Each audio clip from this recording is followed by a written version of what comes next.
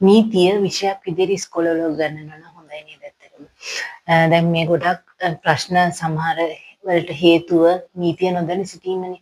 සමහර දේවල් තියෙනවා අපි මොන හරි නීතිය දන්නේ නැතුව අපේ අතින් වැරද්දක් වුණාම අපිට කියන්න බෑ මං ඒක දැනගෙන හිටියේ නෑ කියලා.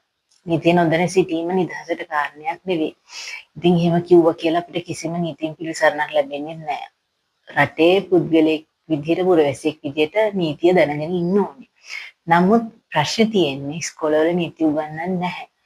ඉතින් අලුත් විෂය නිර්දේශයට වත් අඩුම තරමින් නීතිය විෂයක් විදිහට කියන්නේ සබ්ජෙක්ට් එකක් විදිහට උගන්වනවා නම් හැම දරුවෙක්ම නීතිය දැනුවත් නෙමෙයි.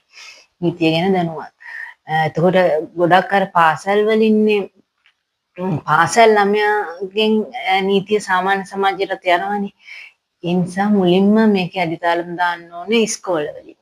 ඉස්කෝල කුඩා දරුවගේ ඉඳලා මේ වැඩිහිටි දරුවා දක්වාම පාසලෙන් නීතිය ගැන හොඳ අවබෝධයක් සාමාන්‍ය සිවිල් නීතිය අපරාධ නීතිය ඒ හැම දේ ගැනම හොඳ අවබෝධයක් තියෙනවා නම් ගොඩාක් දුරට ප්‍රශ්න වලට ඒක දැන් වෙන සමහර ප්‍රශ්න වලට ඒක හොඳ විසඳුමක් වෙනවා.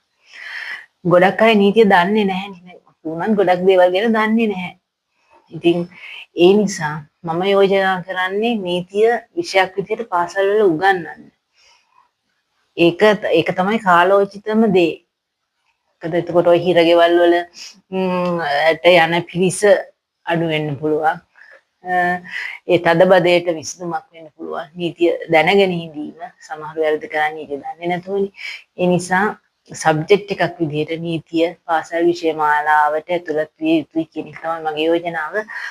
මේක කවුරු හරි අදාළ බලධාරියෙක් දැක්කොත් පොඩ්ඩක් ඒ ගැන සැලකිලිමත් වෙන්න මේ නීතිය කියන විෂය පාසල් විෂය ධාරාවට ඇතුළත් කිරීම සම්බන්ධව